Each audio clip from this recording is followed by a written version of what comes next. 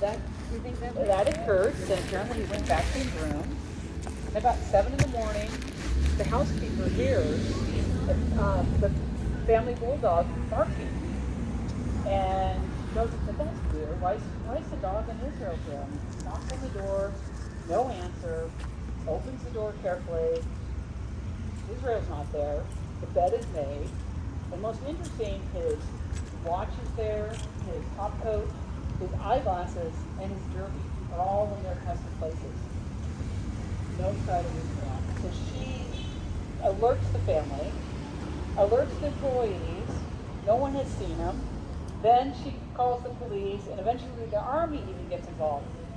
They never find any trace of Israel Katz. To this day, no one knows for sure what happened. Every time we've kind of come up with an idea, nothing can be proven.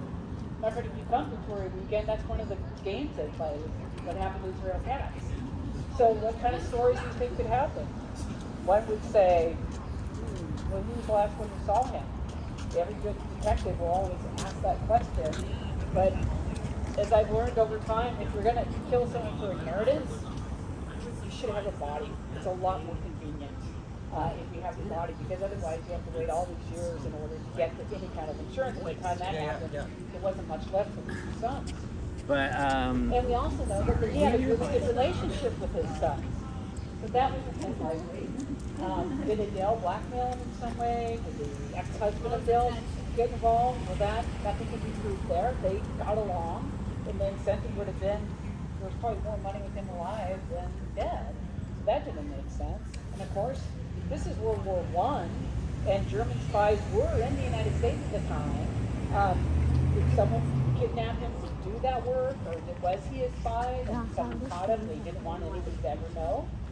We really don't know. So that is the story, the most famous story of our missing persons in Fort Townsend, Israel Katz. You may be wondering about this pier here. What I like to say about Fort Townsend, if it's not falling apart, we can leave it there, and we do. And this pier was the old ferry terminal.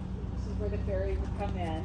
And the story goes, this building across the street, Artie Hill building, originally built as a pharmacy and a hotel. The family had it built, and of course when the crash happened, the family lost all the money. Yada yada, time went on. The hippies came. In this case, they weren't exactly hippies. They were two professors from the University of Oregon. They were psychology professors. And they decided to buy this building and get labor to fix it up. They advertised, come to Fort Townsend, drop out of your life, find yourself for a while, a little bit of work will give you room and board. So the story is the town tavern kind of took the foundation there, and it was a very popular place. In fact, anybody that lived here in the 70s and a little bit of the 80s will always tell you a town tavern story. And my favorite one is a woman named Mia Neighbor, who told me the story that down at the town tavern, the ferry would only run from April to October. And when the last one left in October, all the townspeople would come down, start drinking. That last ferry would go to Whidbey Island, and then they would just pour into the street for one big party because the tourists were gone and they had the town back to themselves. So that's a great story. I love that story.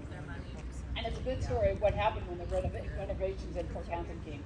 That they were sort of revitalizing things, and now you can see that we have a hotel here, the Monarch, allegedly haunted, and then a store. And then before that, when it was in Town Tavern, great scene in Officer and the Gentleman.